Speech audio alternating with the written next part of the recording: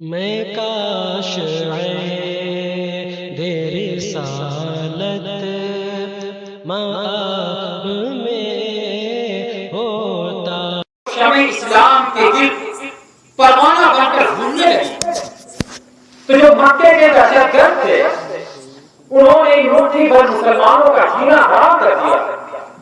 اسلام، پیغمبر اسلام اور مسلمانوں کو طرح طرح کی اذیتیں دی جانے لگی۔ نوبت یہاں تک پہنچی کہ جب مسلمانوں کی تعداد بڑھنے لگی تو اہل مکہ کو اپنی سرداری اور اپنی استادی خطرے میں نظر آئی، اور انہوں نے تاجدار کائنات صلی اللہ علیہ وسلم کا سوشل بائیکاٹ کر دیا۔ آپ ذرا سوچیں، ایک پیغمبر اسلام کی تبلیغ کے لیے، اسلام کو انفس و آفاق میں پہنچانے کے لیے، اللہ تبارک و تعالیٰ کی طرف سے دیے ہوئے مشن کو پائے تحقیق تک پہنچانے کے لیے کتنی اذیتوں اور کتنی مشقتوں سے گزر رہا ہے۔ آپ سوچ نہیں سکتے شعب ابی طالب کے اندر 3 سال کا زمانہ جو تاجدار کائنات صلی اللہ علیہ وسلم نے خود اور اپنے قوم قبیلے کو لے کر گزارا ہے، وہ تاریخ انسانی کا کتنا دردناک اور کتنا المناک دور ہے۔ سیرت کی کتابوں میں آتا ہے 3 سال عزیزان گرامی نوبت یہاں تک آ پہنچی تھی کہ درخت کے پتے کھا کھا کر نبی کریم صلی اللہ علیہ وسلم نے اس بائیکاٹ کا، یعنی یہ بائیکاٹ جو ہوا تھا، اس بائیکاٹ کے دن آپ نے گزارے تھے۔ یہ دراصل ہمارے لیے سبق ہے مبلغین کے لیے اور داعیان اسلام کے لیے کہ اسلام کے بڑوں کے لیے اور اسلام کے قدم کو آگے بڑھانے کے لیے یا اسلام کی راہوں میں جو رکاوٹیں ہیں ان کو دور کرنے کے لیے جب ایک مبلغ آگے بڑھے اور اسے کوئی خطرہ محسوس ہو تو پیغمبر اسلام کے لہولہان قدموں کو دیکھ لے، وہ شام ابی طالب کے مشقت ترین اور اذیتناک لمحوں کو دیکھ کر اسے صبر اور تصدیق ملے کہ جب میرا پیغمبر دین کے بچانے کے لیے اور دین کو فروغ دینے کے لیے اتنی مشکلات سے بچا ہو سکتا ہے، ہم اس کے ماننے والے ہیں۔ آج اگر دین کو فروغ دینے کے لیے اگر ہمارے اوپر ایسی مشکلات آتی ہیں تو ان مشکلات کا ہمیں خندہ پیشانی کے ساتھ استقبال کرنا ہے۔ اب آپ دیکھیں 3 سال کا مطالعہ، 3 سال کا سوشل بائیکاٹ ختم ہوتا ہے۔ پیغمبر اسلام شام ابی طالب سے باہر نکلتے ہیں، آگ کے اوپر غم اور اس بحران کی کیفیت طاری ہے۔ کچھ ہی دنوں کے بعد ابھی آپ ان سنگین حالات سے دوچار ہی تھے کہ آپ کی بہت ہی وفادار بیوی حضرت خدیجہ رضی اللہ تعالیٰ عنہا پردہ فرما جاتی ہے۔ آپ سوچیں کہ وہ بیوی جو آپ کے لیے مالی، جسمانی، روحانی ہر طرح کے آسائش اور ہر طرح کی سہولتوں کا سامان فراہم کر رہی تھی، آج وہ بیوی بھی دنیا سے چلی گئی۔ پیغمبر اسلام کی زندگی میں یہ کتنا بڑا دھکا ہوگا کہ جب ان کی یعنی حضرت خدیجہ رضی اللہ تعالیٰ عنہا جب تک پیغمبر اسلام صلی اللہ علیہ وسلم کے عقد میں تھی اس وقت تاجدار کائنات صلی اللہ علیہ وسلم کے بعد کوئی اور بیوی نہ تھی، ایک ہی بیوی تھی، ایسی موجود و غمخوار بیوی کہ جس نے سب سے پہلے وحی الہی کو سننے کا شرف حاصل کیا تھا۔ سب سے پہلے ناموس اکبر اس بیوی کے کان میں پڑے تھے۔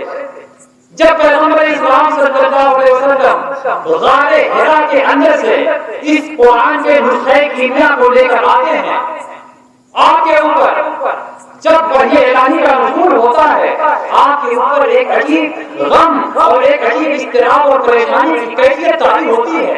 ایسے حالت میں آپ اپنی اس غفار بیوی کے پاس آتے ہیں اور کہتے ہیں خدیجہ زملونی مجھے کمبل اڑا دو، آج ایک عجیب انسان سے میری ملاقات ہوئی ہے، آج میری عجیب کیفیت ہے، ایسا لگتا ہے جیسے میں کسی بڑے غم اور کسی بڑے الم سے گزار ہو جاؤں گا۔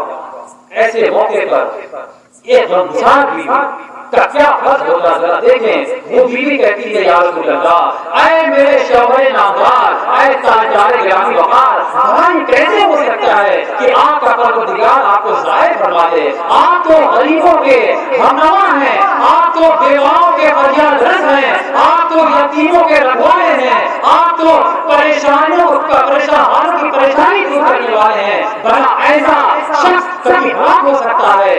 یہ کبھی نہیں ہو سکتا. آپ کا رب کبھی آپ کو ظاہر نہیں فرمائے گا. آپ کی بیوی نے جب اس مصیبت بھری گھڑی میں جب ایسے کلمات کہے آپ کو بہت دھیانت پڑی اور پھر کل اٹھ کر پھر آپ تبلیغ کے لیے باہر نکلے.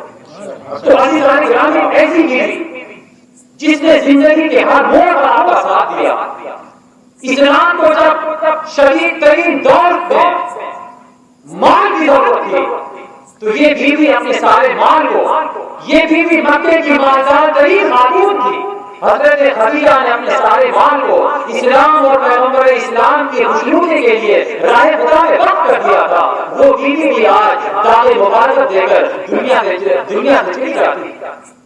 اب آپ سوچیں کہ پیغمبر اسلام صلی اللہ علیہ وسلم جب گھر سے باہر جاتے ہیں تو گھر کے باہر پورا کا پورا علاقہ آپ کا دشمن بنا ہوا ہے. یعنی آپ بیرونی اذیتوں سے تو دو چار تھے ہی, اور جب آپ گھر کے اندر آتے ہیں حضرت فاطمہ کی چھوٹی ہیں, ام کلثوم کی چھوٹی ہیں, حضرت زینب کی چھوٹی ہیں, ان بچوں کا جب آپ منہ دیکھتے ہیں آپ کی کیا کیفیت ہوتی ہوگی؟ آج اگر خدیجہ ہوتی ان بچیوں کے لیے خاص بتاتی. آج پیغمبر اسلام سے باہر جاتے ہیں وہاں بھی آپ کے لیے اذیت ہے. آپ جب گھر کے اندر آتے ہیں بچوں کو اکیلا دیکھتے ہیں تو آپ ایک عجیب کیفیت سے دوچار ہو جاتے ہیں. عزیزان گرامی یہی کیفیت ہے. کچھ دن ہی گزرے پائے تھے آپ کے جو ایک آخری سہارا تھے حضرت ابو طالب آپ کے عم محترم, جنہوں نے کہا تھا میرے بھتیجے کائنات کی کوئی طاقت تمہارے دین کو فروغ دینے سے روک نہیں سکتی. اگر دنیا کی کوئی طاقت اس اسلام کے فروغ کی راہ میں رکاوٹ بنے گی میں سب سے پہلے آگے بڑھ کر اس کے دین کو اپنے سینے میں ڈھونے کے لیے تیار ہوں. آج وہ جانشار چچا بھی دنیا سے چھوڑ کر چلا جاتا ہے. عزیزان گرامی آپ دیکھیں حضرت خدیجہ بھی دنیا سے چلی گئی اور آپ کے چچا جنہوں نے آپ کی زندگی میں بے پناہ ڈھالت بنائی تھی وہ چچا ابو طالب بھی دنیا سے رخصت ہو جاتے ہیں. یعنی غموں پر غم, ایک غم ابھی ختم نہیں ہوتا کہ دوسرا غم نبی کریم صلی اللہ علیہ وسلم کو لاحق ہو جاتا ہے. سیرت کی کتابوں میں لکھا ہے کہ جس سال یہ سارے واقعات ہو رہے تھے اس سال کا نام ہی عام الحزن رکھ دیا گیا, یعنی غم کا سال, غم و اندوہ کا سال اور مصیبت اور پریشانی کا سال. یعنی اس سال ایسی مشکلات اور ایسی پریشانیاں اور ایسے حزن و ملال اور ابتلاء و آزمائش نبی کریم صلی اللہ علیہ وسلم کی زندگی میں آئی کہ ویسی پھر کبھی نہ آئی. اب آپ سوچیں کہ دنیا کا دستور کیا ہے. آپ کا جب کوئی محبوب, آپ کا جب کوئی دوست کسی بڑی مصیبت میں مبتلا ہوتا ہے, اس کے اوپر جب کوئی بڑی پریشانی آتی ہے, اگر آپ واقعتا اس کے مخلص اور سچے دوست ہیں آپ کہتے ہیں چلو میں تمہیں تفریح کے لیے لے سکتا ہوں, آپ اسے آگرہ لے کر آتے ہیں, آپ اسے دلی اور لکھنؤ لے کر جاتے ہیں اور اسے جا کر جو تاریخی مقامات ہیں وہ اسے دکھاتے ہیں تاکہ ان جگہوں کو دیکھ کر وہ اپنا غم بھول جائے اور اس کی پریشانیاں اس کے سارے غم غلط ہو جائیں. یہ دنیا کا دستور ہے. اسی دنیاوی دستور کے مطابق جب تاجدار کائنات صلی اللہ علیہ وسلم کی زندگی کے اندر ایک سے بڑھ کر ایک غم جب آپ کے اوپر آتے ہیں, پروردگار عالم نے اسی دنیاوی اصول کے مطابق اپنے پیارے پیغمبر کو سفر معراج کے لیے بلایا اور یہ سارا سفر اول سے آگے تک اسی موقع سیر ہے اور تبلیغ ہے. نعرے تکبیر, نعرے رسالت, جشن عید میلاد النبی, حضرت مولانا افروز القادری, نعرے تکبیر. بعض لوگ کہتے ہیں کہ یہ معراج سفر ہے, لیکن سفر یقیناً ہے, مگر میں کہتا ہوں کہ سفر سے بڑھ کر یہ سیر ہے, یہ تفریح ہے. اور قرآن کریم میں جو لفظ اللہ نے استعمال فرمایا وہ فرماتا ہے اسرا, سبحان الذی اسرا بعبدہ. جو اپنے بندے کو سیر کے لیے لے گیا، جس کو ہم اپنی زبان میں کہتے ہیں جشن منانے کے لیے لے گیا۔ آدمی دیکھیں سفر میں اور سیر میں فرق کیا ہوتا ہے۔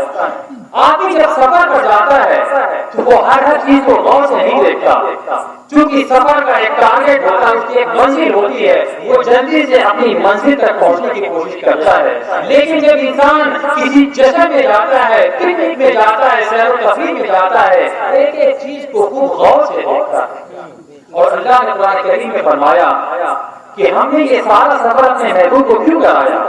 تاکہ اس کے یہ سارے غم غلط ہو جائیں، وہ اپنے سارے پریشانیوں کو بھول جائے۔ قرآن میں الفاظ ہیں، اللہ نے ارشاد فرمایا لِنُرِيَهُ مِنْ آیاتنا، تاکہ ہم اس کو اپنی نشانیاں دیں۔ جتنے تاریخی مقامات ہیں، جتنے عجائبات زمانہ ہیں، ہم سب اپنے محبوب کو دکھائیں۔ یہی سفر معراج کا مقصد تھا، یہی وجہ ہے کہ پیغمبر گرامی وقار صلی اللہ علیہ وسلم سفر سے لوٹ کر آتے ہیں تو آپ ایک ایک چیز کی تفصیل بیان فرماتے ہیں کہ جب میں گیا، جب میں مسجد حرام سے نکلا تو جبریل امین ایک مقام پر لے گئے۔ میں نے پوچھا جبریل یہ بڑا عجیب و غریب مقام ہے، یہ اسے کیا کہتے ہیں؟ تو کہتے ہیں یہ بیت الحرام ہے، یہاں اللہ کے محبوب پیغمبر حضرت عیسیٰ علیہ السلام کی پیدائش ہوئی تھی۔ پھر کچھ آگے گئے، پوچھا یہ کیا ہے؟ تو کہتے ہیں یہ حضرت موسیٰ علیہ السلام کی جائے وفات ہے، یہی حضرت موسیٰ علیہ السلام کی قبر ہے۔ میں بتانا یہ چاہ رہا ہوں عزیزان گرامی کہ چونکہ یہ پورا سفر معراج کہنے کو تو سفر معراج ہے، مگر دراصل یہ سیر معراج ہے اور یہ تفریح ہے۔ اللہ تبارک و تعالیٰ اپنے پیغمبر کو اس معراج کے لیے اس لیے لے گیا تاکہ پیغمبر کے اوپر جو پے در پے تکلیفیں آئی ہیں، آپ جو ایک سے بڑھ کر ایک غم و اندوہ کا شکار ہوئے ہیں، ان سارے غموں کو بھول جائیں اور آپ ایک نئی زندگی کا آغاز کریں۔ قرآن تاریخ بتاتی ہے کہ پیغمبر اس معراج سے لوٹ کر آتا ہے تو صحیح معنوں میں آپ کی زندگی کا حسر نو آغاز ہوتا ہے۔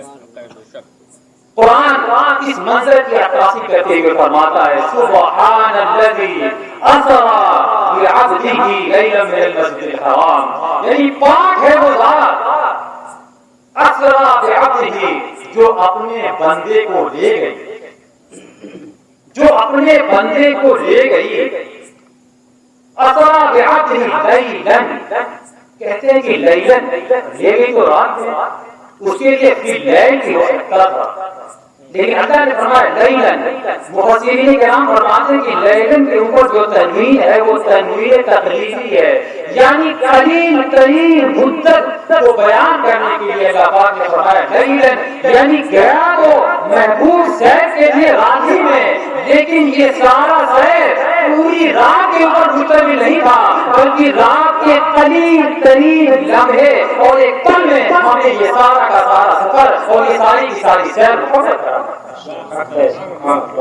اب آغاز ہوتا ہے من المسجد الحرام الى المسجد الاقصی۔ عزیزان گرامی معراج ایک ایسا واقعہ ہے کہ جس کی جزئیات اور جس کی تفصیلات اگر کی جائیں تو میں سمجھتا ہوں کہ اس کے لیے کئی مہینے درکار ہوں گے۔ اس آیت پاک کا ہر لفظ اور ہر جملہ اس لائق ہے کہ گھنٹوں گھنٹے اس کی تفسیر کی جائے، مگر وقت انسان گرامی ہمیں اس کی اجازت نہیں دے رہی۔ قرآن کریم فرماتا ہے من المسجد الحرام الى المسجد الاقصی، تاجدار کائنات صلی اللہ علیہ وسلم کے سفر اسراء، ایک ہے اسراء اور ایک ہے معراج۔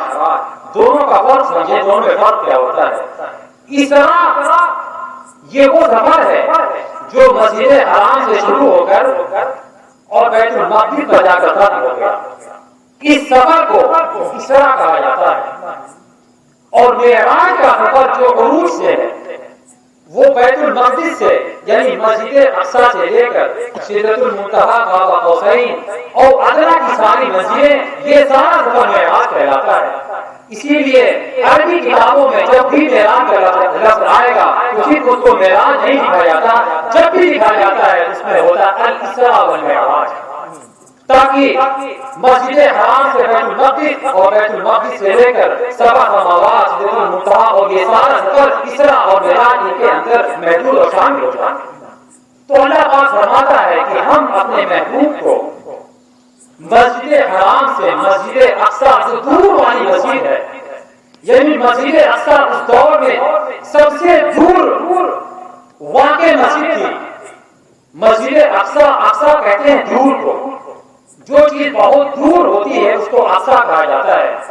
چونکہ مسجد اقصی کا جو لوکیشن تھا وہ بالکل دنیا کے آخری حصے پر واقع تھا، اس کے بعد ایسی کوئی جگہ تھی ہی نہیں جہاں محبوب کو لے جایا جاتا۔ تو اللہ تبارک و تعالیٰ اپنے محبوب کے سفر کا جو آغاز کرتا ہے وہ مسجد حرام سے، اور اسے اسرا کا جو انتظام ہوتا ہے وہ مسجد اقصی پر جا کر ہوتا ہے۔ اور مسجد اقصی کی تفصیلات اللہ نے بیان فرمائی کہ الذی بارکنا حولہ، کہ یہ مسجد اقصی وہ جگہ ہے جس کا ماحول بڑا متبرک ہے، جس کے ارد گرد کو ہم نے برکت والا بنا دیا ہے۔ سوال یہ ہوتا ہے کہ مسجد اقصی کا ماحول یا مسجد اقصی کا ارد گرد کا جو حصہ ہے وہ بابرکت کیوں ہے؟ کیا اس وجہ سے کہ وہ حضرت عیسیٰ علیہ السلام کی جائے پیدائش ہے، وہاں بیت اللحم ہے، وہاں قبۃ الصخرہ ہے، وہاں مسجد الاقصی ہے؟ نہیں، ایسی کوئی بات نہیں ہے۔ ان کی وجہ سے مسجد اقصی کے ماحول کو یا مسجد اقصی کے ارد گرد کو بابرکت نہیں کیا گیا، بلکہ تفسیر کی کتابوں میں لکھا ہے کہ مسجد اقصی کے ارد گرد کو بابرکت اور متبرک اس لیے بنایا گیا کہ مسجد اقصی کا لوکیشن یہ ایسی جگہ ہے کہ اسی بیت المقدس اور فلسطین کو ولادت انبیاء ہونے کا شرف حاصل ہے۔ یہ وہی مقام ہے جہاں پر اکثر و بیشتر انبیاء کرام مبعوث ہوئے، جہاں پر اکثر و بیشتر انبیاء کرام پیدا ہوئے۔ یہ وہ مقام تھا جہاں پر انبیاء کرام کی ولادت ہوئی، جہاں پر انبیاء کرام کی پرورش ہوئی، جہاں پر انبیاء کرام وہاں پڑے تھے، جہاں پر انبیاء کرام نے اپنی زندگی کی نشو و نما کی تھی۔ اس وجہ سے چونکہ وہاں پر ان کے قدم لگے تھے، ان کے قدموں کے لمس سے وہ ساری جگہیں بابرکت ہو گئی۔ اور چونکہ وہی ان انبیاء کرام کا مذہب بھی ہے، وہیں ان کی ولادت ہوئی، اور وہیں پر بہت سارے انبیاء کرام مدفون بھی ہیں، تو ان کے کفن میں اور ان کے جائے ولادت میں اس مسجد اقصی کے ارد گرد کو بابرکت اور متبرک کر دیا ہے۔ اس کی تفسیر جس کو تفسیر القرآن کے طور پر بھی سمجھ سکتے ہیں، اللہ تبارک و تعالیٰ سورہ بلد کے اندر ارشاد فرماتا ہے لا اقسم بهذا البلد، میں شہر مکہ کی قسم کھاتا ہوں۔ اللہ فرماتا ہے کہ میں شہر مکہ کی قسم کھاتا ہوں، اس شہر کی قسم کھاتا ہوں۔ کیوں؟ کیا اس وجہ سے کہ چونکہ مکہ کے اندر خانہ کعبہ ہے، مکہ کے اندر مقام ابراہیم ہے، مکہ کے اندر صفا مروہ ہے، مکہ کے اندر ملتزم یا مکہ کے اندر حتیم ہے؟ نہیں، ان کی وجہ سے نہیں۔ اللہ پاک نے خود وضاحت فرما دی لا اقسم بهذا البلد وانت حل بهذا البلد، میں اس شہر مکہ کی قسم صرف اس لیے کھاتا ہوں کہ تیرے پائنات اس زمین پر چلتے ہیں، تو اس زمین پر کائنات فرماتا ہے، تیری زلفیں اس ماحول میں ہوتی ہے، تیرا چہرہ وہ دوہا اس ماحول میں کھلتا ہے، اور ان ہواؤں میں تیری زلفیں ان ہواؤں میں پھولتی ہیں، تیرے قدم ان زمین پر چلتے ہیں، تیرے چلنے نے اس سرزمین کے مقدس کو اٹھا کر آسمان پر پہنچا دیا، اور تیرا چلنا، تیرا اس زمین کے اوپر رہنا اس سرزمین کو اتنا عام بنا دیتا ہے کہ آج یہ سرزمین میرے قدم کے لائق ہو۔ اللہ نے اس بات کی وضاحت میں اس سرزمین کی قسم سے اس لیے کھاتا ہوں وہاں تک کہ محبوب آپ اس سرزمین کے اوپر رہائش کرتی ہیں، آپ اس سرزمین کے اوپر رہتے ہیں، آپ نے دودھ و باغ اختیار کر رکھی ہے، صرف اس لیے بڑی شہر مکہ کی قسم کھاتا ہوں۔ اور اگر ہم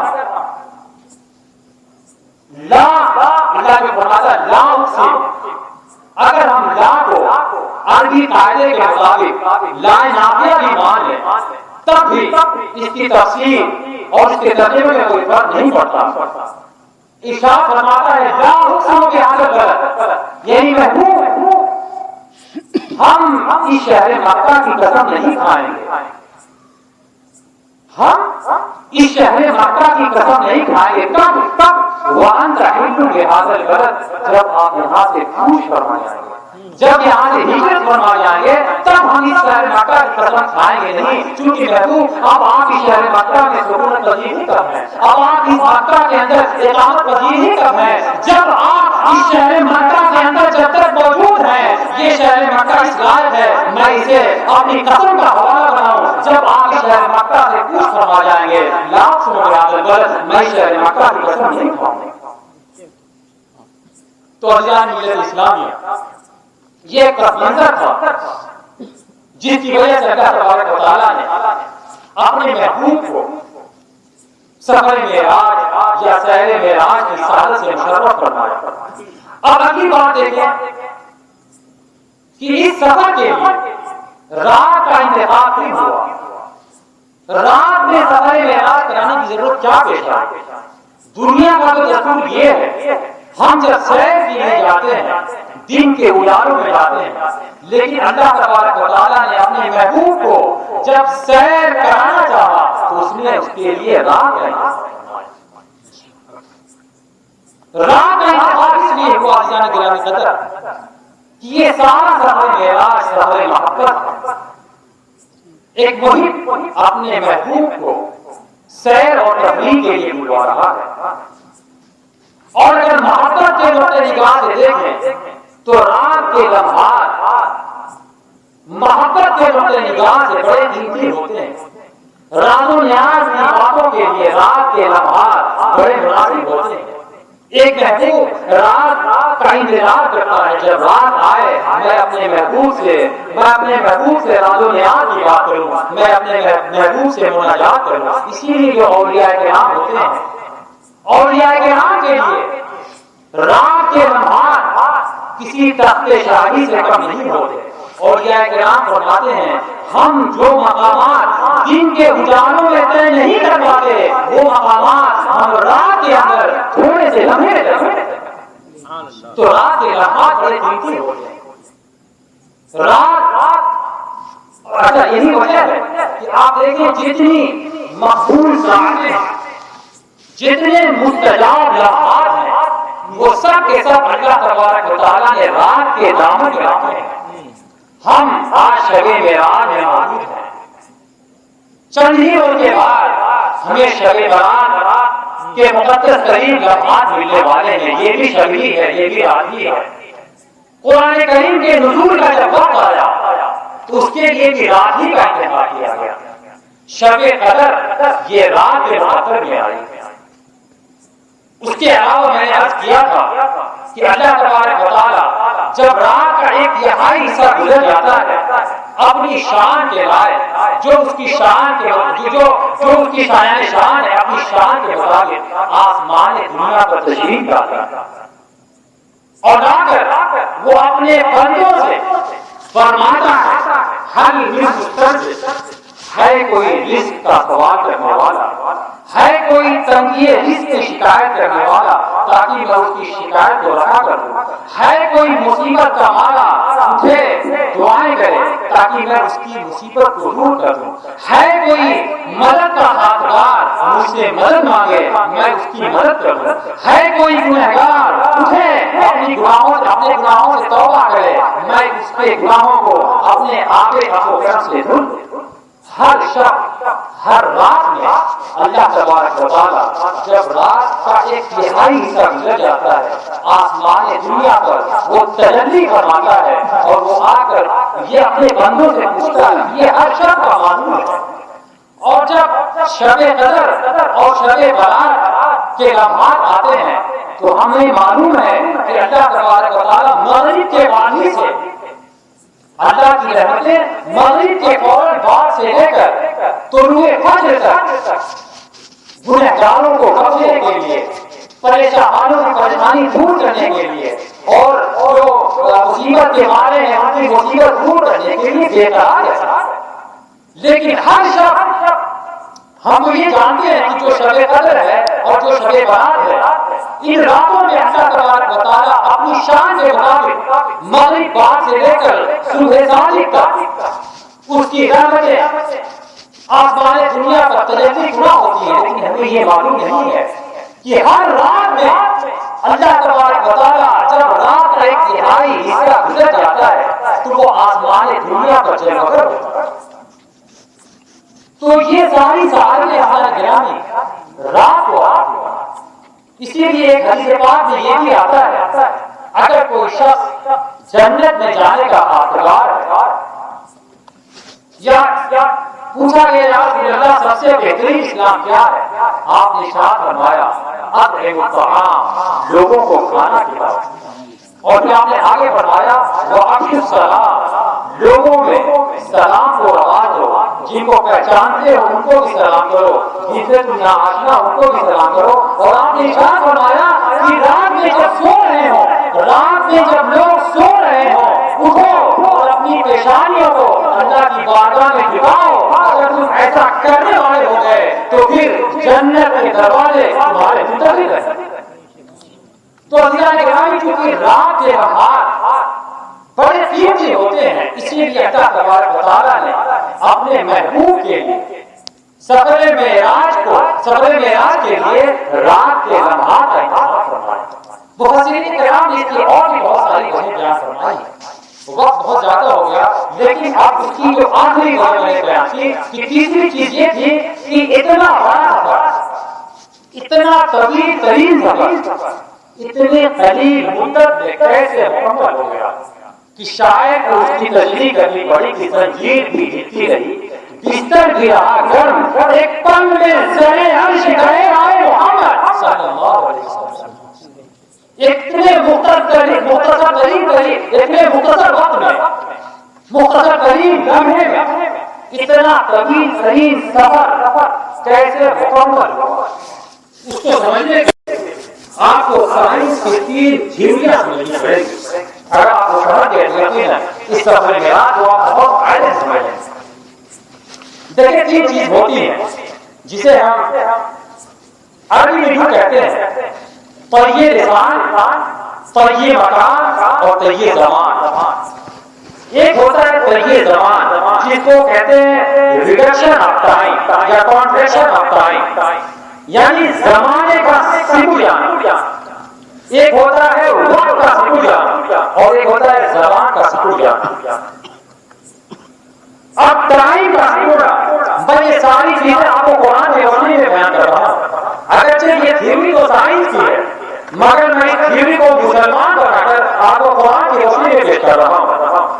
سائنس کہتی ہے کہ ریڈکشن آف ٹائم یعنی طیب زمان، زمانے کا سکو جانا، وقت کا سکو جانا، یہ کیسے ہوتا ہے؟ اب آپ دیکھیں، آپ جب سورہ کہف کا مطالعہ کریں گے تو سورہ کہف میں ہمیں اس کے موقع پر اصحاب کہف کا واقعہ بہت تفصیل سے بیان کیا تھا۔ اس واقعے کے اعادے کی کوئی ضرورت نہیں، بات صرف اتنی ہے کہ اصحاب کہف جب اس غار کے اندر جا کر سوئے، اس غار کے اندر وہ کتنا سوئے؟ 300 سال سوئے۔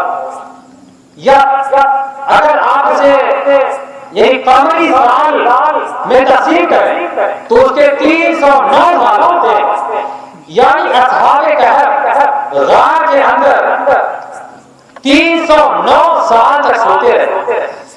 اب آپ غور فرمائیں کہ چونکہ اصحاب کہف کو اللہ تبارک و تعالیٰ نے صاحبان طیب مکان، صاحبان طیب زمان بنا دیا تھا، اللہ تبارک و تعالیٰ نے ان لوگوں کو ریڈکشن آف ٹائم کی سعادت دے دی کہ آپ دیکھیں وہ غار کے اندر 309 سال تک سوتے رہے۔ تو یہ 309 سال کس کے لیے تھا؟ ان کے لیے نہیں تھا، بلکہ یہ پوری کائنات کے لیے تھا۔ ان کے لیے کتنا تھا؟ جب وہ اپنی نیند سے بیدار ہوئے تو وہ آپس میں ایک دوسرے سے پوچھتے ہیں کہ اچھا یہ بتاؤ، یعنی کہتے ہیں کب لبث تو کہ ہم لوگ جو غار کے اندر سوئے کتنا سوئے، یہاں غار کے اندر ہم کتنا آرام کیا۔ تو کہتے ہیں لبثنا یوما او بعض یوم، یعنی ہم اس غار کے اندر ایک دن یا ایک دن تو بہت ہے، ایک دن سے کم ہی ہوا ہے۔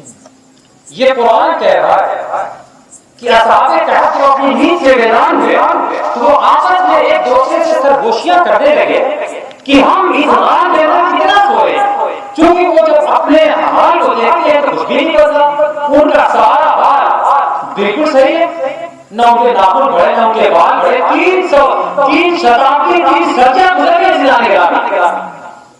جب ان میں کا ایک شخص بازار میں آتا ہے کھانا لینے کے لیے تو بازار کا پورا نشہ ہو گیا، 300 سال میں پتہ نہیں زمانے کے اندر کتنا انقلاب آیا ہوگا، پورا علاقہ بن چکا ہے، لیکن ان لوگوں پر چونکہ اللہ تبارک و تعالیٰ نے تغیر زمان نافذ کر دیا تھا، اس لیے پوری کائنات کے اوپر 300-900 سال گزر چکے تھے، مگر ان لوگوں پر ابھی صرف ان کے مطابق صرف ایک دن یا ایک دن سے کم کا اثر ہے۔ تو یہ اللہ کی شان ہے، جس پر چاہے 300 صدیوں کا زمانہ گزار دے اور جس کو چاہے اس سے بچا دے، یہ اللہ کی شان ہے۔ اسی کو سائنس کی تھیوری میں ریڈکشن آف ٹائم کہا جاتا ہے۔ اس سے بھی واضح مثال آپ دیکھیں حضرت عزیر علیہ السلام کی، اس تفصیل کو کہ اللہ تعالیٰ نے قرآن کریم میں بیان فرمایا ہے کہ جب حضرت عزیر علیہ السلام ایک اجڑی ہوئی بستی سے گزرتے ہیں، ایک ویران بستی سے گزرتے ہیں تو آپ اپنے گدھے سے اتر جاتے ہیں اور آپ وہیں کھڑے ہو کر سوچنے لگتے ہیں کہ یہ پوری بستی اجڑ گئی ہے، یہ بستی کھنڈرا میں تبدیل ہو گئی ہے، بھلا اللہ تبارک و تعالیٰ اس بستی کو دوبارہ کیسے زندہ فرمائے گا اور یہ جو ویران بستی ہوتی ہے کیسے آباد ہو سکتی ہے؟ اتنا کہنا تھا کہ اللہ تبارک و تعالیٰ نے ان کے اوپر نیند تاری کر اور وہی وہ سو گئے۔ اب آپ دیکھیں حضرت عزیر علیہ السلام سو رہے ہیں، جب وہ نیند سے بیدار ہوئے تو اللہ نے ان سے پوچھا اے عزیر کم لبثت، آپ کتنا سوئے؟ تو حضرت عزیر نے بالکل وہی جواب دیا جو غار والوں نے جواب دیا تھا، لبثت یوما او بعض یوم، یعنی ایک دن سویا ہوگا یا ایک دن سے کچھ کم کا عرصہ میں نے سو کے گزارا۔ اللہ نے فرمایا نہیں، عزیر علیہ السلام، اللہ فرماتا نہیں عزیر آپ کو معلوم آپ کتنا سوئے ہیں؟ آپ 100 سال پوری ایک صدی کا زمانہ آپ نے سونے میں گزار دیا۔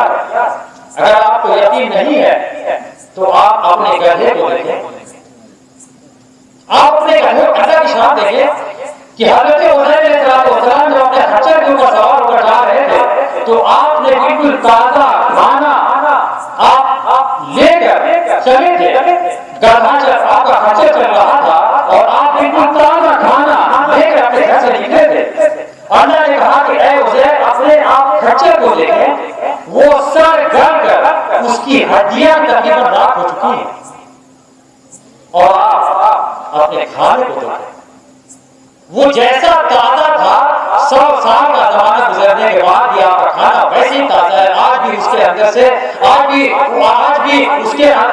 وہ بالکل تازہ ہے، ابھی اس کے اندر کوئی بات تک نہیں ہے۔ ایسا کیوں ہوا؟ اللہ تبارک و تعالیٰ نے اور کے لیے تو وہ زمانہ 100 سال کا کر دیا تھا، مگر حضرت عزیر ان کے کھانے پر چونکہ اللہ پاک نے جو طیب زمان ہے اس کی برکتیں نازل فرما دی تھی تو یہ چیزیں ان 100 سالوں سے محفوظ رہیں، اسی لیے ان کا نہ کھانا باسی ہوا اور نہ حضرت عزیر علیہ السلام کا جو جسم تھا اس کے اوپر کوئی بڑھاپا طاری ہوا۔ اسی لیے تفسیر کی کتابوں میں ملتا ہے کہ جب حضرت عزیر علیہ السلام اپنے گھر تشریف لے گئے تو آپ کے جو بچے تھے وہ بوڑھے ہو چکے، آپ کے بچے تو دنیا سے جا چکے تھے، آپ کے جو پودے تھے وہ آپ سے بوڑھے ہو چکے تھے، دادا جوان ہے، پوتے بوڑھے ہو چکے۔ ایسا کیوں ہوا تھا؟ اس لیے کہ پودوں پر یا ساری دنیا پر 100 سال کا زمانہ گزر گیا تھا، مگر اللہ تبارک و تعالیٰ نے حضرت عزیر علیہ السلام کو اپنی شان کے مطابق انہیں تیے زمانی کا درجہ بنا دیا تھا تو آپ کے اوپر زمانہ گزرنے لگا. میں ان مثالوں کے اندر گرامی صبر معراج کی وضاحت کرنے والا ہوں, اس لیے آپ ان تین چیزوں کو بہت غور سے سمجھیں. پھر آپ دیکھیں یہ تو ہو گیا تیے زمان, یعنی زمانے کا سکڑ جانا, کہ یعنی زمانہ وہی ہے مگر اللہ پاک نے جس کے لیے چاہا زمانے کو سکوڑ دیا, زمانے کو سمیٹ دیا, اور جس کے لیے چاہا زمانے کو پھیلا دیا. یہ اللہ کی شان ہے.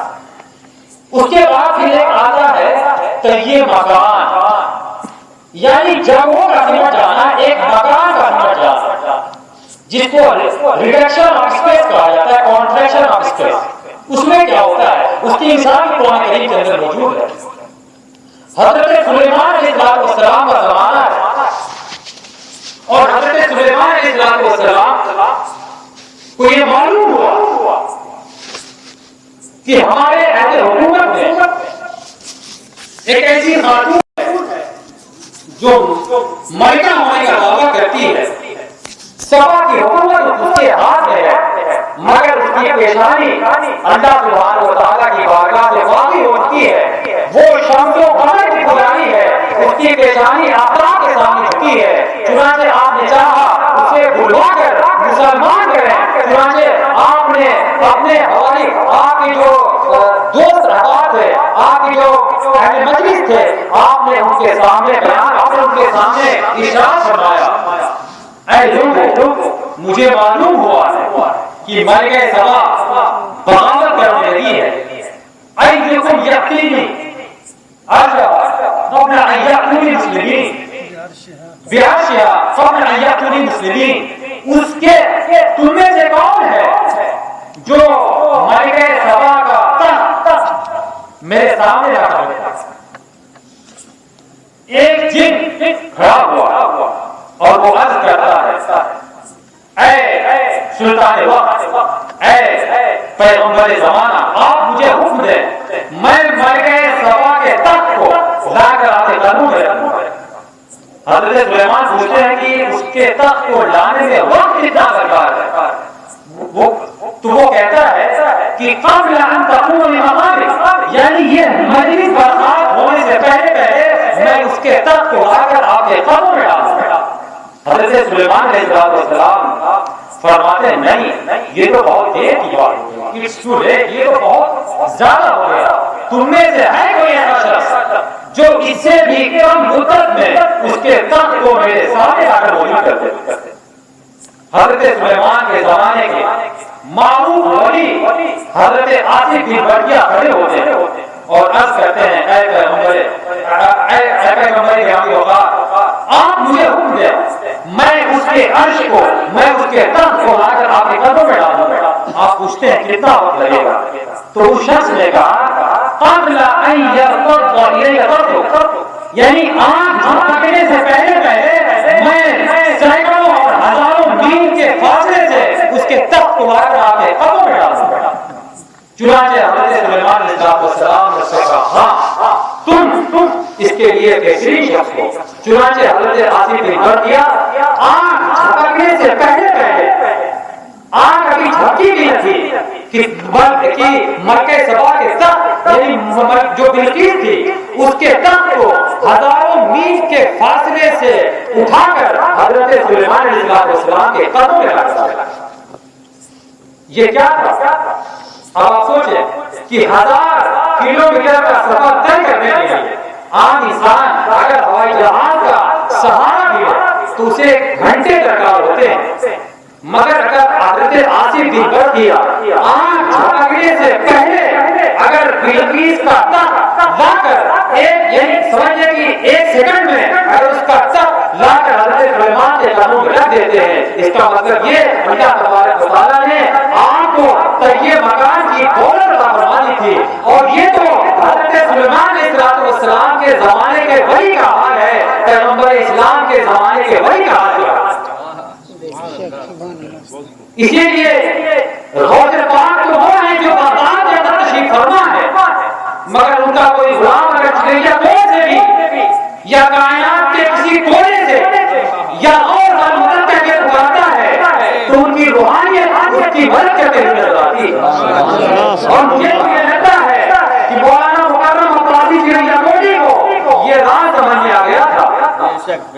آپ سوچیں مولانا مکرم کا حال یہ تھا کہ وہ پوری زندگی اپنی پوری زندگی کا انہوں نے یہ معمول بنا لیا تھا کہ ہر روز ایک پارے کی تلاوت کرتے تھے. وہ پوری زندگی کا ماحول تھا. ظاہر ہے کہ جو شخص پوری زندگی قرآن کریم کا مطالعہ کرے اور ایک عالم کا پڑھنا عام آدمی کے پڑھنے کی طرح نہیں ہوتا. ایک عالم جب قرآن پڑھتا ہے تو اس کے ہر مطلب اور اس کے ایک معنی کو بہت غور سے سمجھتا ہے اور ایک آیت پر غور و فکر کر کے آگے بڑھتا ہے. اور حضرت مولانا مکرم پوری زندگی ایک پارے کی تلاوت کو انہوں نے اپنے اوپر لازم کر لیا تھا. مجھے لگتا ہے کہ جب آصف بن برقیہ کے واقعے انہوں نے پڑھا ہوگا تو ان کے لسان نے بھی کہا ہوگا کہ جب حضرت سلیمان علیہ السلام کے زمانے کے اولیاء کو اللہ پاک نے طیب مکان کی دولت سے نوازا تھا تو محمد عربی صلی اللہ علیہ وسلم کی امت کے اولیاء کا حال کیا ہوگا. اسی لیے ان کی زبان پہلے ترجمان سے یہ شعر نکلتا ہے ناوے امید مکرم بتبائی افتاد اور سے پینا مرے خسرہ میں جینا مرے شاید اور پاک. اگر حضرت سلیمان علیہ السلام کے زمانے کا ولی ہزاروں میل کے فاصلے سے بلقیس کا تخت لا کر حضرت سلیمان کے کاموں میں ڈال دیتا ہے تو آپ تو امت محمدیہ کے غوث ہیں, غوث الاقوام ہیں, فرد الافراد ہیں, طب الاقطاب ہیں. اگر آپ چاہیں تو مکرم چریجا کوٹ کے اندر غم اور مصیبت کے اندر مبتلا ہے. اگر آپ چاہیں تو اس کی مصیبت کو ایک لمحے میں ڈوب سکتے ہیں اور اس کی امید کی نیا ڈوب رہی ہے. اب آپ ایک لمحے میں اس کی نیا کو بجا سکتے ہیں. تو آپ نے دیکھا یہ تھا طیب مکان یعنی زمانے کا سمجھنا. زمانہ کیسے سمجھ جاتا ہے. اب وہ زمانہ حضرت آصف بن برقیہ کے لیے سمجھ گیا مگر اوروں کے لیے وہ فاصلہ بہرحال کئی گھنٹوں پر مشتمل تھا. وہاں پہنچنا اتنا آسان نہ تھا مگر اللہ پاک نے جس کے لیے چاہا اس کے لیے طیب مکان کی سعادت دی. ایک ہوتا ہے طیب لسان یعنی زبان کا سکون جانا. زبان یعنی زبان کا سکون جانا جس کو ریڈکشن آف ٹنگ یا کنٹریکشن آف ٹنگ کہا جاتا ہے. اس میں کیا ہوتا ہے یعنی جو بات ایک شخص کہنے کے لیے کئی گھنٹے لیتا ہے وہی بات ایک شخص ایک سیکنڈ کے اندر لیتا ہے. یا کوئی چیز اگر ایک شخص کے لیے کسی چیز کا پڑھنا ایک مہینے میں ممکن ہے تو وہی چیز اللہ تبارک و تعالیٰ اپنے خاص بندوں کے لیے جن کو وہ طیب لسان کی شہادت دیتا ہے وہ چیز اس کے لیے ایک سیکنڈ میں مکمل ہو جاتی ہے. اسی لیے آپ نے سنا ہوگا آج ایک مسئلہ بھی آپ نے اکثر بزرگوں کے بارے میں سنا ہوگا کہ وہ ایک دن میں 20 ختم قرآن پاک کیا کرتے ہیں. ایک دن میں 50 ختم قرآن پاک کیا کرتے ہیں. یہ صحیح روایتیں ہیں. آپ اولیاء کرام کی تاریخ پڑھیں. اولیاء کرام کی زندگی میں ایسے آپ کو سینکڑوں واقعات ملیں گے کہ ایک ولی ایک دن میں 12 مرتبہ قرآن کریم کو ختم کرتے ہوئے نظر آتا ہے. ایسا کیوں تھا؟ وہ اسی لیے کہ اللہ تبارک و تعالیٰ نے اسے طیب لسان اس کو صاحب طیب لسان بنا دیا. حضرت داؤد علیہ السلام کے بارے میں آتا ہے کہ آپ جب زبور کو پڑھنا چاہتے تو آپ اپنے ایک قدم کو اپنے گھوڑے کی زین پر رکھتے اور دوسرے قدم کو دوسرے زین پر رکھنے سے پہلے یعنی جس کے لیے 1 سیکنڈ یا 2 سیکنڈ لگتے ہوں گے یعنی 1-2 سیکنڈ کے اندر حضرت داؤد علیہ السلام پوری زبور کو ختم کر دیا. ایسا کیوں تھا؟ اس لیے کہ اللہ تبارک و تعالیٰ نے انہیں صاحب طیب لسان بنایا. حضرت علی رضی اللہ تعالیٰ عنہ کے بارے میں بھی ایک ضعیف روایت میں یہ واقعہ ملتا ہے کہ آپ بھی قرآن کریم کو مختصر ترین وقت میں ختم کر دیا کرتے تھے. تو جس کو اللہ تبارک و تعالیٰ چاہے صاحب طیب زمان کر دے، صاحب طیب لسان کر دے، اور صاحب طیب مکان کر دے۔ اب آپ ان تینوں چیزوں کو معراج کے اوپر نافذ کریں کہ اس معراج کے اندر یہ تینوں چیزیں شامل ہیں۔ اس معراج کو طیب لسان کی سعادت بھی حاصل ہے، اس معراج کو طیب زمان کی سعادت بھی حاصل ہے، اور اس معراج کو طیب لسان کی سعادت بھی حاصل ہے۔ اب آپ دیکھیں کہ اس میں طیب زمان کیا ہے کہ زمانے کا سکڑ جانا، ٹائم کا سکڑ جانا، کہ اتنا طویل ترین فاصلہ، اتنا لمبا سفر کہ شروع ہوتا ہے مسجد حرام سے بیت المقدس پہنچتے ہیں، جہاں پہنچنے کے لیے گھنٹوں کا اور مہینوں کا سفر درکار ہے۔ پھر وہاں سے آپ سدرۃ المنتہا پہنچتے ہیں، سدرۃ المنتہا سے قاب قوسین اور ادنیٰ کی ساری منزلیں طے کر لیتے ہیں۔ اگر وہ منزل، اگر وہ سفر اوروں کے لیے ہوتا تو کئی لاکھ سالوں پر مشتمل ہوتا، کئی ہزار سالوں پر مشتمل ہوتا، مگر اللہ تبارک و تعالیٰ نے اتنے طویل ترین سفر کو اپنے محبوب کے لیے چند ساعتوں میں بلکہ چند سیکنڈوں میں اس سارے سفر کو کور کر دیا۔ پھر اس معراج کو طیب مکان کی سعادت بھی حاصل ہے، یعنی یہی جو لمبا زمانہ تھا کہ یہ جو زمانہ ہے وہ بھی اس کے اندر سکڑ گیا تھا، جو ٹائم ہے، جو جگہ ہے اس کے اندر ہے وہ بھی سکڑ گئی تھی کہ یہ سارا کچھ ایک چھوٹی سی اور معمول ترین مدت میں مکمل ہو گیا۔ اور پھر آپ دیکھیں کہ آپ جب معراج کے واقعات کو پڑھیں تو آپ کو معلوم ہوگا کہ اللہ تبارک و تعالیٰ نے حضرت جبریل علیہ السلام کو آپ کا خالی بنا کر بھیجا تھا۔ حضرت جبریل علیہ السلام اول سے آخر تک سدرۃ المنتہا تک آپ کے ساتھ رہتے ہیں، اور اس کے اندر کتنی تفصیلات ہیں کہ مسجد حرام کے اندر تو بہت سارے واقعات ہوئے، آپ کو جگانے کا واقعہ، آپ کو وضو کرانے کا واقعہ، آپ کا سینہ چاک کرنے کا واقعہ، پھر براق پر چڑھنے کا واقعہ، وہاں سے لے کر جب حضرت جبریل علیہ السلام تاجدار کائنات کو لے کر آگے بڑھتے ہیں تو پھر بیت اللحم میں پہنچنے کا واقعہ، حضرت موسیٰ علیہ السلام سے کی مزار سے گزرنے کا واقعہ، پھر جب آپ مسجد اقصی میں پہنچتے ہیں تو بیت المقدس کے اندر سارے انبیاء و مرسلین کا موجود ہونا، وہاں آپ کا امامت کروانا، اس کے بعد پھر اور اوپر کا سفر، اور جب اللہ تبارک و تعالیٰ کی محفل خاص میں اور جب بارگاہ الہیہ میں تاجدار کائنات صلی اللہ علیہ وسلم پہنچتے ہیں تو پھر وہاں پر جو راز و نیاز کی باتیں ہوئی، محبوب نے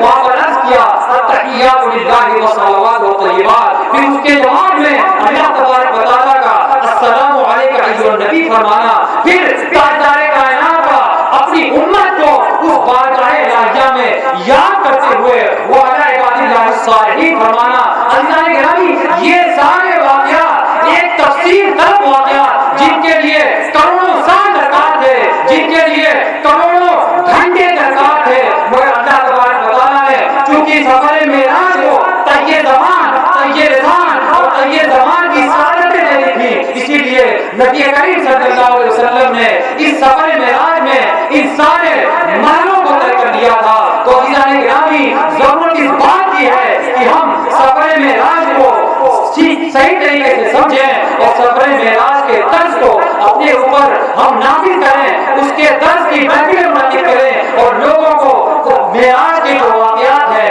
معراج کے اندر جو نوادرات ہیں اور معراج کے اندر جو نگاہ ہیں وہ لوگوں کے سامنے پیش کریں تاکہ وہ سمجھیں کہ معراج یہ کیسے چیلنج کا جواب ہے، اور صبح ازل سے لے کر شام ابد تک سائنس اور ٹیکنالوجی ترقی کی جس منزل پر بھی پہنچ جائے اور سائنسدان ترقی کی جو منازل بھی طے کر لے گا، لیکن اگر وہ سائنسدان الٹی اگر چھلانگیں بھی مارتا پھرے جہاں میرے پیغمبر کے، جہاں میرے محبوب کے قدم پہنچ گئے، میرا ایمان کہتا ہے وہاں کسی سائنسدان کا خیال بھی نہیں پہنچ سکتا۔ دعا ہے کہ اللہ تبارک و تعالیٰ ہمارے حال حال پر کرم فرمائے اور تاجدار کائنات صلی اللہ علیہ وسلم کی سیرت کو پورے طور پر سمجھنے کی اور سمجھانے کی توفیق عطا فرمائے۔ وما علینا الا البلاغ المبین۔